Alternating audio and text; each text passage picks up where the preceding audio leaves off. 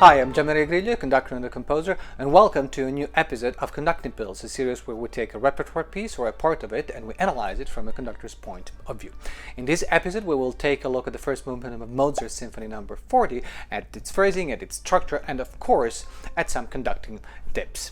As usual, you can jump through different sections of the video by clicking on the links present in the description below. And now, let's begin. Although this is one of the most recognizable and popular pieces of all Western classical music, there is not much that can be agreed upon when it comes to this symphony. It's the only other Mozart symphony in a G minor key. It was written in 1788, and there's two versions of it, one with clarinets and one without. That's pretty much everything everyone agrees upon. Who was it written for? It is almost inconceivable that this symphony, along with the previous one, K543, and the following one, K551, would have been written without an actual prospect of it being performed. However, we have no proof of it. Did Mozart write it thinking of future commissions? And did he ever hear it? Perhaps he did, considering that he added two clarinets. But again, we don't really know for sure. So usually when I start studying a piece, or when I restudy one that I've already done, I read or brush up on historical and biographical facts, which makes it easier to put the piece itself in a certain context. And this in turn helps finding a key to interpret the whole piece, or to read certain details in a different light. But when it comes to the last years of Mozart's life, everything becomes very foggy. Apparently, there are more than 100 theories on the cause of his death alone, for example. Mozart's Symphony No. 40 was written 3 years before his death, and all we have is a note in his personal register of compositions marking the day in which the symphony was finished, July 25, 1788. One note on the key of the piece. It is easy to exaggerate the significance of the G minor key for Mozart, and yet it did seem to have a particular meaning or association for him.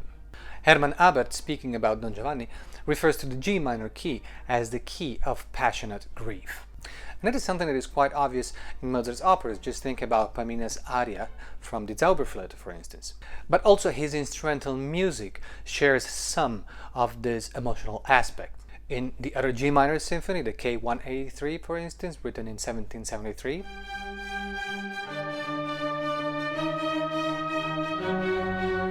or the piano quartet, K478.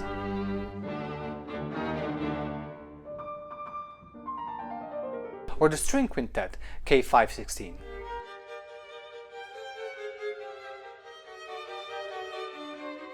The first movement, like most music from the classical period, is in a sonata form.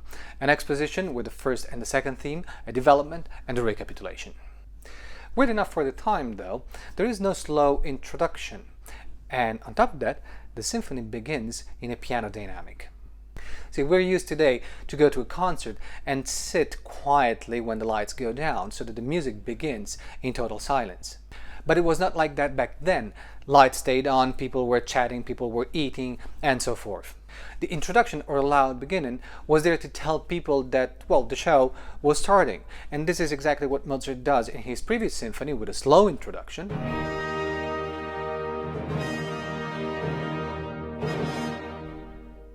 and in his following symphony with the fourth dynamic.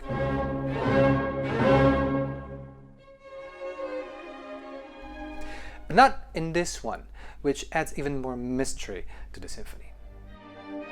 One of the most important choices that the conductor has to make is the choice of tempo.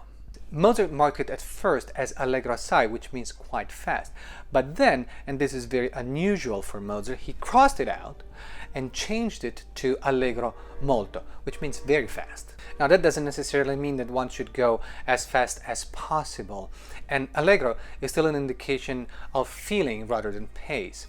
Also, instruments and players were very different machines than the ones that we're used to today. And once again, we cannot really determine how fast was fast for Mozart. So a decision about the tempo should always be made in relation to the phrasing that one wants. So maybe as a conductor you prefer to stress the melancholy of the piece by choosing a more cantabile tempo, or perhaps you prefer to underline the nervousness of it by choosing a slightly faster tempo. It's the beautiful thing about interpretation, reading it from different angles. On the first bar, on the first upbeat that you give, that should really be focused on the violas. They're the real engine that supports everything else. And then, from the second beat of the first bar, you can focus your attention on the first and second violins, making a phrase with them and breaking the pattern, because it doesn't really make sense to do a 1-2 pattern here. One other fascinating aspect about this beginning is that the music seems to have already started when we hear the first notes. And as a matter of fact, it does not really start at the beginning of the phrase, at least not in the way that we're used to. And the first arrival point of the phrase happens on the third bar. There's one thing that I want to point out about this music cell. Mozart was known for his memory. He could think up a musical idea and then remember it for years without jotting it down, and then reuse it as it was or rework it as he pleased. Well, the cell of this theme appears in one of his most famous piano concerto, number 21, K467.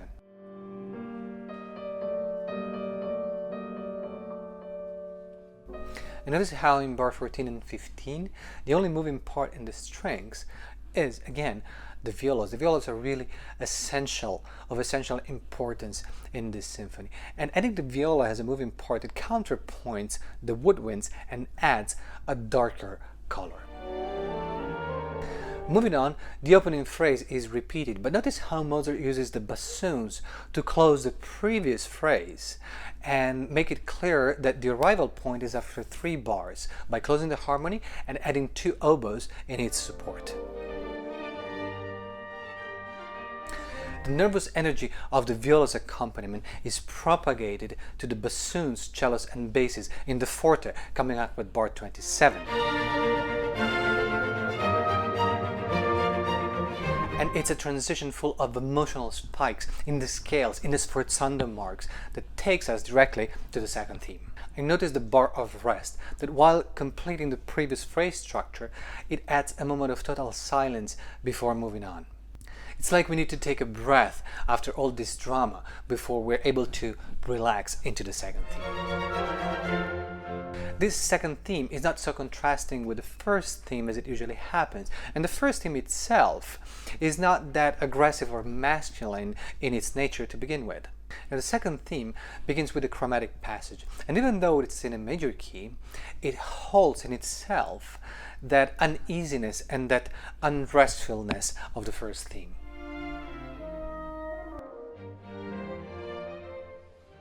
The theme gets bounced back and forth between strings and woodwinds.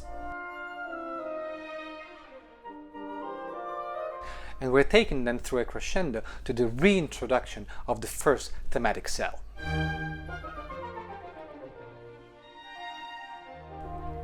But notice how the chromatism of the second theme is reversed here and used as a propelling force. On bar 68 and 69, stop the rebound to keep the tightness of the rhythm. And on bar 70, use the rebound on the first beat to your advantage to move your hand higher so that then you can register the scale downwards. The development is usually the place where elements from the first theme and second theme and eventually the bridges get reworked and mixed up, but this is not quite the case. This development is practically only based on the first thematic cell, which is continuously transformed through harmonic alterations, starting with F sharp minor, and then moving down half a step, and then again. Looking closely, the second theme has in fact sneaked in its chromatism, which is evident in the bass line. Remain as still as possible with minimal gestures all the way up to bar 114, and in this way you can preserve the surprise of the sudden forte. A sudden burst of energy deploys all the drama of the first movement, and again the first motivic cell gets passed between the violins and the lower strings and the bassoons.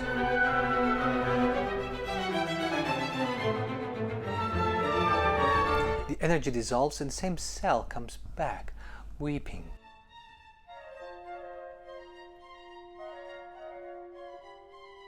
But just when we thought that we were going back, a sudden forte tells us otherwise. And only the first 3 notes of that cell are used, and they sound like lashes.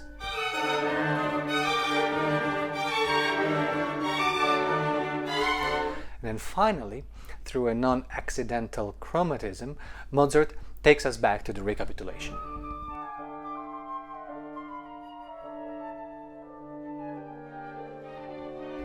So recapitulation that arrives in a very unusual way, from far away, with no clear cut, and we realize that it has begun only once we're already in it. The recapitulation proceeds as usual, or at least so it seems, until Mozart takes a short detour. The forte excerpt begins in E flat major, but then it goes through a few harmonic transformations, going to F minor,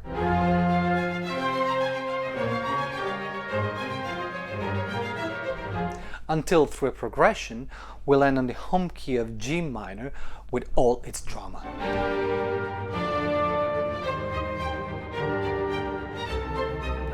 And the second theme comes back, this time in the G minor key, which makes it even more sorrowful. And then its chromatism insists once more.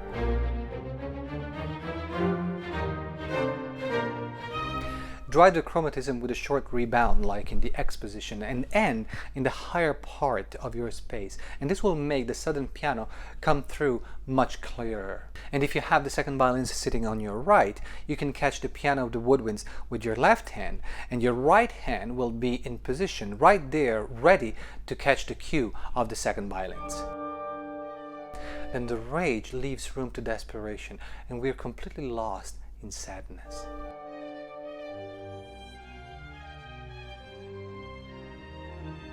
Before ending with a final outburst where the first theme only remains in its rhythmic elements.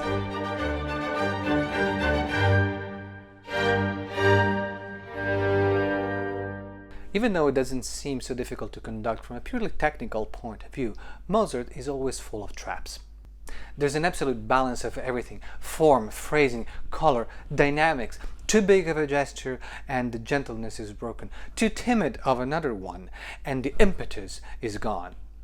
For me, I find that what I need to look out for is my own personal self, my own personal impetus.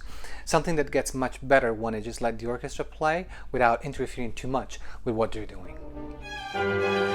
Thank you for watching. I hope you enjoyed this video, and don't forget to subscribe to my YouTube channel and to ring the bell so that you can get notified whenever a new video comes out by clicking on the button below this video. And let me know in the comments how you go about choosing a tempo for this piece, and if you're not a conductor, if you prefer a slower and melancholic tempo or a faster and more nervous one. And I will see you in the next episode of Conducting Pills, when we will talk about Beethoven's Second Symphony. Till then, bye bye. We're done in this one. I can't even count the number of screw-ups that I've done in this one. And don't forget to subscribe. Subscribe. Just click the button. Just click the button.